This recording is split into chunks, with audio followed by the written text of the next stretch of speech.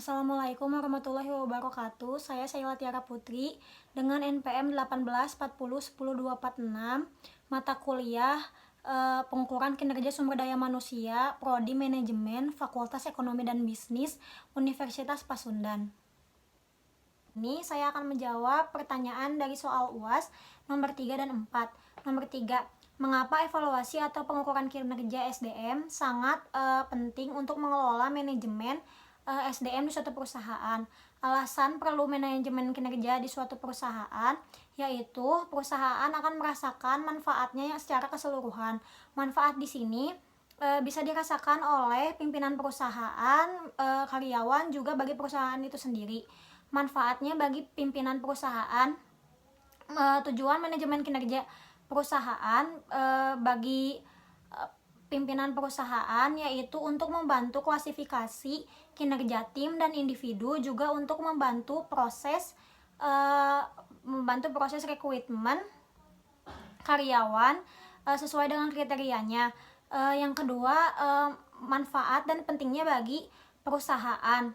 Manfaat dan pentingnya manajemen kinerja yang kedua yakni pada dasarnya memberikan manfaat yang sangat besar bagi perusahaan itu sendiri, seperti membantu perbaikan dalam pengembangan, secara berkesinambungan, lalu sebagai basis perencanaan karir bagi karyawan, juga di sisi lain perusahaan tidak ingin kehilangan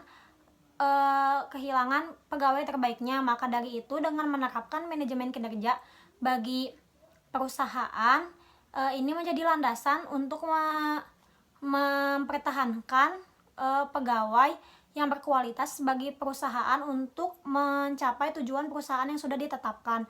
Lalu yang ketiga, manfaatnya bagi karyawan sendiri, yaitu dengan menerapkan manajemen kinerja bagi perusahaan ada kriteria yang harus dipatuhi oleh para pegawai.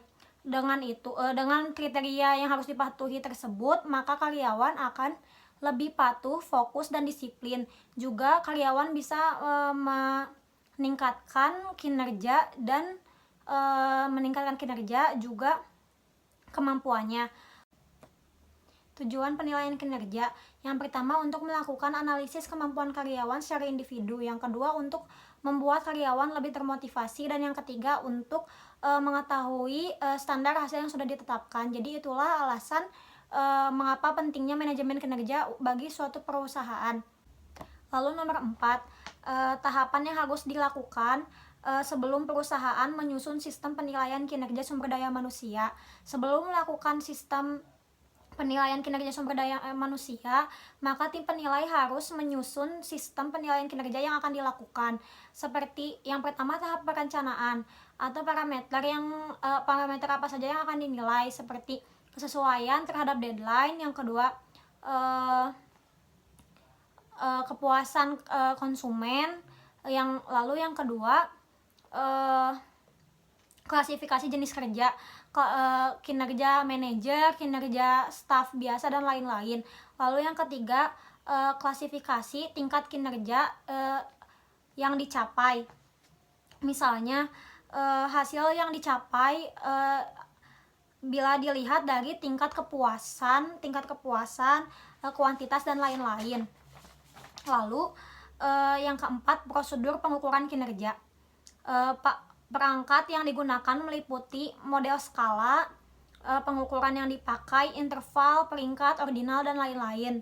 Metode penghitungan nilai, instrumen yang digunakan untuk menyusun peringkat. Yang kelima, teknis penilaian atau pembuatan laporan hasil, meliputi frekuensi penilaian, perangkat yang digunakan, komputerisasi atau manual, metode feedback hasil pencapaian atau penilaian. Sekian jawaban dari saya.